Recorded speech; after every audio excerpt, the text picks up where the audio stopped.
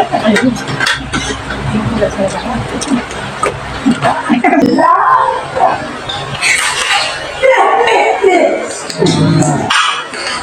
wala ano po. Ubo niya. Niya ubo mo din na dito.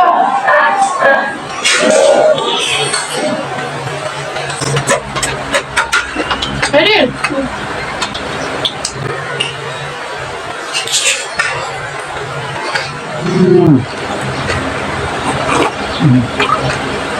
So, ang episode natin for today's video guys ay July 12 na ngayon. Tapos, ay 13 pala. Tapos bukas, birthday na ni Mama. Ngayon ko nasasabihin yung surprise ko sa kanya na magmumukbang kami ng lechon na ulo. Buong ulo ng baboy. Siyempre, birthday niya, special yun eh. Tawagin ko. Ma! Ma! Ma! Dato, ito ba yung utang mo? Di ba? Birthday mo na bigat.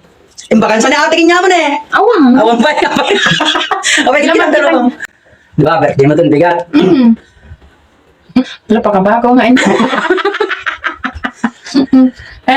Ag-lechon tayo ito'y baboy. Sino yung lechon na ito, Bobby? Baboy. Sino? Buo nga baboy. Joke lang. Ulo lang di baboy.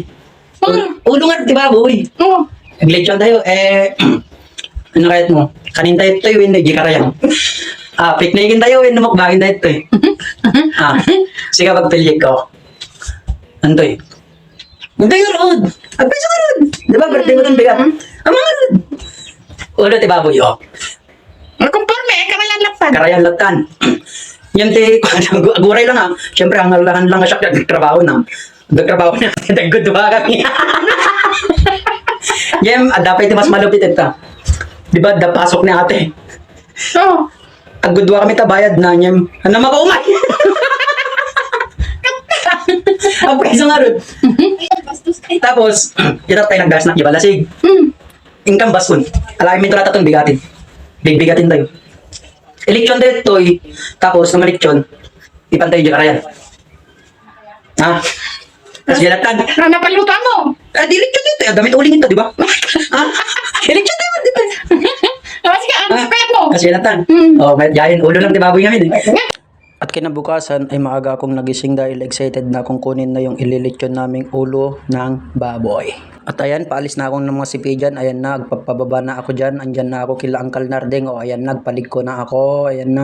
Tapos andyan na ako sa Balasig. O ayan na, Barangay Balasig. At ayan, nakarating na ako sa paggatangan ng baboy. Tapos dinamag ko naman kung asan yung ulo ng baboy. Tapos maya maya lang, ayan na, pinakita na sa akin yung baboy. Ayan, 1,190 yung presyo niya. At ayan, ni-bloater naman na nila para matanggal yung mga balahibo hanggang sa agong, hanggang sa lusok ng lapayag niya. Tapos nung pagkatapos na, ay ayan na, binigay na sa akin ni Manong Ricky o anak ng TL na yan, taga GK. At ayan naman si Papa, nagdidikdik na siya dyan ng bawang. Habang ako naman ay dali-dali nang kumuha ng kawayan para may pangtudok tayo dun sa ulo ng baboy, yung ililechon natin.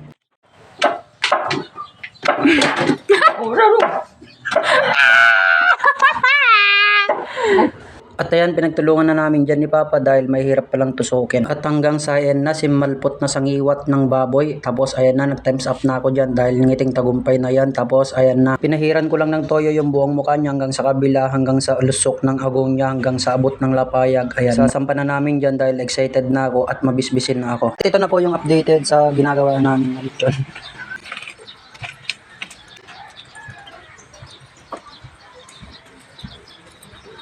Diyan lang natin ng coke para mas lalong lumutong. Hintay nga nyo. Tapos after 1,000 nga tawin, ayan na, nilpasin. Tapos isang pa na namin, alam nyo na yung susunod, mukbangan na.